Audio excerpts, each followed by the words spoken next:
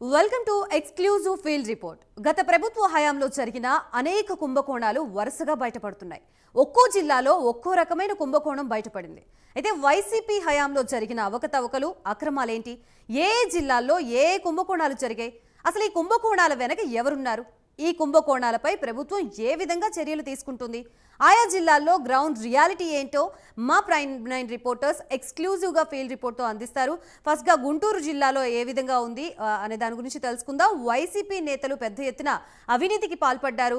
సహజ వనరుల్ని దోచుకోవడమే కాకుండా అక్రమ మైనింగ్, ఇసుక రవాణా, గ్రానైట్ ఇలా చాలా వాటిలో అవినీతి చేశారు. అంతేకాకుండా మద్యం, రేషన్ బియ్యం సరఫరాలో కూడా దోపిడీ చేశారు. ప్రస్తుతం ఇదే అంశానికి సంబంధించి గుంటూరు నుంచి మా ప్రతినిధి రవికృష్ణ సిద్ధంగా ఉన్నారు. రవికృష్ణ, చెప్పండి.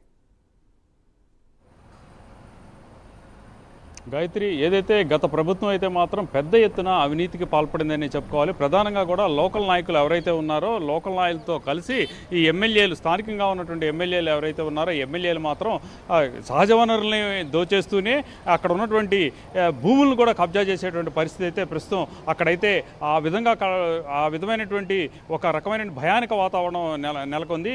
దానికి కాదేది దోపిడీకి అనర్హం అన్న పద్ధతిలో కూడా ప్రతి దాన్ని కూడా దోచే విధంగా కూడా వాళ్ళు ప్రవర్తించారు. ప్రధానంగా కూడా ఇసుక మాఫియా, మట్టి మాఫియా, అలాగే కూడా మద్యం మాఫియా, ఇది చాలదు అన్నట్లు కూడా కొంతమంది అయితే పేకాటే ఆడించేశారు, కొంతమంది గంజాయి రవాణా చేశారు, కొంతమంది పాన్ పరాగుకి సంబంధించి పాన్ పరాగు అంటూనే గంజాయి రవాణా కూడా చేసినటువంటి పరిస్థితుల్లో ఇక్కడైతే మాత్రం ఏదైతే 17 నియోజకవర్గాలు గుంటూరు జిల్లాకు సంబంధించి 17 నియోజకవర్గాలు కూడా వైసీపీ అపజయ పాలైంది. దీనికి ప్రధాన కారణం ఏంటంటే అక్కడ ఉన్నటువంటి ఎమ్మెల్యేలు ఎవరైతే ఉన్నారో వాళ్ళు పెద్ద ఎత్తున కూడా అవినీతికి పాల్పడ్డారు అని చెప్పుకోవచ్చు. ప్రధానంగా కూడా ఈ పల్నాడు ఏరియాని కనుక చూసుకున్నట్లయితే పల్నాడు ఏరియాలో వచ్చేసి ఈ గ్రావిలు, అదేవిధంగా కూడా మైనింగ్ ఉంటుంది. ఈ మైనింగ్ని పూర్తిగా కూడా తమ కంట్రోల్లోకి తీసుకున్నారు. అలాగే పిడుగురాళ్ళ ఆ ప్రాంతంలో ఉన్నటువంటి ఏదైతే సున్నపు రాయి, అలాగే ఇక మాచర్లు అయితే కాదేది అనర్హం అన్నట్టు దోపిడీకి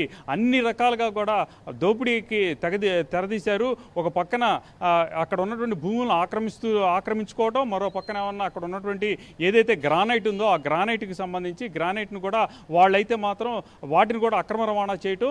ఇంకొక భయంకరమైన విషయం ఏంటంటే ఆ మాచర్ల నుంచి పక్క స్టేట్ అంటే తెలంగాణకి వెళ్ళే దానికి అది మాచర్లు అనేది కీలకం. అక్కడి నుంచే ఇక్కడికి నాగార్జున సాగర్ మీదుగా కూడా తెలంగాణలోకి వెళ్లాల్సిన పరిస్థితి ఉంటుంది. దీనికి సంబంధించి రాష్ట్రంలో ఎక్కడ నుంచి అటు ఎటువంటి బియ్యం కానివ్వండి, ఇక గ్రానైట్ కానివ్వండి, ఏది బిల్లులు ఉన్నప్పటికీ కూడా వాళ్ళనైతే మాత్రం ఇబ్బందులకు గురి చేశారు. ప్రతి లారీ దగ్గర నుంచి కూడా డబ్బులు అయితే వసూలు చేశారు. ఇవ్వనటువంటి వాళ్ళనైతే మాత్రం అక్కడ ఉన్నటువంటి ఎవరైతే మైనింగ్ అధికారులు, పోలీస్ అధికారులకు చెప్పి మరీ పట్టించారు. ఇట్లా ఎక్కడ పడితే అక్కడ ఇక ఈ కొత్తగా ఏర్పడిన జిల్లాలు నరసరావుపేట కానీ, బాపట్ల కానీ ఉమ్మడి జిల్లాలు విభజించిన తర్వాత పార్లమెంటుకు ఒక జిల్లాగా ఏర్పడిన తర్వాత కొత్తగా జిల్లాలు ఏర్పడినటువంటి ఘటనలో అక్కడ భూముల రేట్లు అమాంతంగా కూడా పెరిగినాయి. ఈ పెరిగినటువంటి నేపథ్యంలో అక్కడ ఏవైతే భూములకు సంబంధించి అక్కడ లేఅవుట్ అయితే వేయాల్సిన పరిస్థితి అయితే వచ్చింది. ఈ లేఅవుట్లకు సంబంధించి స్థానికంగా అక్కడ ఉన్నటువంటి ఎవరైతే బాపట్లకు సంబంధించి, నరసరావుపేటకు సంబంధించినటువంటి అప్పట్లో ఉన్నటువంటి ఎమ్మెల్యేలు ఎవరైతే ఉన్నారో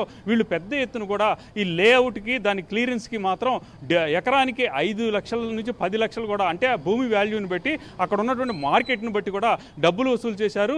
ఇక కృష్ణానది తీరాన్ని కనుక చూసుకున్నట్లయితే ఆ కృష్ణానది తీరంలో ఇసుక, అలాగే రేపల్లలో కూడా ఇసుక, అలాగే పేకాట ఇవన్నీ కూడా ఆడించడంతో అక్కడ పెద్ద ఎత్తున కూడా ప్రజల్లో వ్యతిరేకత అనేది రావడం జరిగింది. ఇక గుంటూరు తీసుకున్నట్లయితే గుంటూరుకు సంబంధించిన ఒక ఎమ్మెల్యే అయితే ఏకంగా కూడా పాన్ పరాగు, అలాగే పాన్ పరాగుతో పాటు గంజాయిని కూడా సప్లై చేశారని పెద్ద ఎత్తున కూడా ఆరోపణలు అయితే వచ్చినాయి. ఇక ఎక్కడ పడితే అక్కడ విచ్చలవిడిగా కూడా పొన్నూరుకి సంబంధించి అక్కడ ఉన్నటువంటి గ్రావిల్ ఇవి ఏవైతే ఉన్న క్వారీలు ఏవైతే ఉన్నాయో ఆ క్వారీల్లో కూడా పెద్ద ఎత్తున దోపిడీ చేశారని చెప్పి ఆరోపణలు అయితే వెల్లువెత్తినటువంటి పరిస్థితి. ఈ నేపథ్యంలోనే ఎక్కడికక్కడ కూడా ప్రజలు అందరూ కూడా ఒక భయానకమైనటువంటి వాతావరణంలోకి వెళ్ళిపోయారు. ఇక దీనికి సంబంధించి మాచలకు సంబంధించి కనుక చూసుకున్నట్లయితే అక్కడ ఉన్నటువంటి ఏదైతే భూములు ఉన్నాయో ఆ భూముల్ని పక్క వాళ్ళ భూములు కూడా కబ్జా చేసినటువంటి పరిస్థితి అయితే ఉంది. ఈ నేపథ్యంలోనే ప్రజెంట్ అయితే మాత్రం మొత్తం 17 నియోజకవర్గాలు ఉంటే ఆ 17 నియోజకవర్గాల్లో కూడా పూర్తిగా కూడా తుడుచుపెట్టుకుపోయిన పరిస్థితి అయితే కనపడింది. దీనికి సంబంధించి మనం అబ్జర్వ్ చేసినట్టయితే మాత్రం గత ప్రభుత్వంలో చేసినటువంటి ఈ ప్రజాప్రతినిధిగా ఉన్నటువంటి వాళ్ళు ప్రజలకు మంచి చేయటం పోయి వాళ్ళైతే పెద్ద ఎత్తున కూడా ప్రజల నుంచి భయభ్రాంతులకు లోన్ చేయటం, ప్రజలకు సంబంధించిన ఆస్తుల్ని దోచుకోవటం, ఏదైనా కనుక వాళ్ళకి ఎదురు తిరిగినటువంటి సందర్భంలో వాళ్ళ మీద అక్రమ కేసులు బనాయించడం, ఇటువంటివన్నీ చేసినటువంటి నేపథ్యంలో అక్కడైతే మాత్రం గుంటూరు జిల్లాకు సంబంధించి ప్రతి చోట కూడా వ్యతిరేకత వచ్చింది.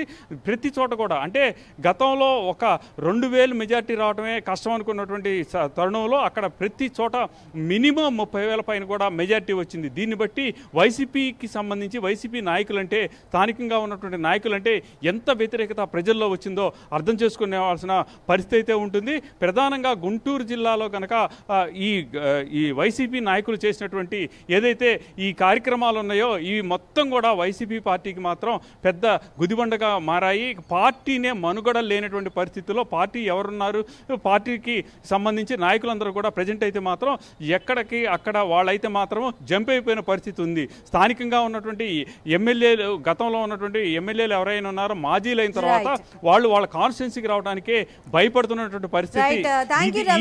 అలాగే నెక్స్ట్ మనం వైజాగ్ వెళ్దాం. వైజాగ్ లో సిఆర్ చెట్టు నిబంధన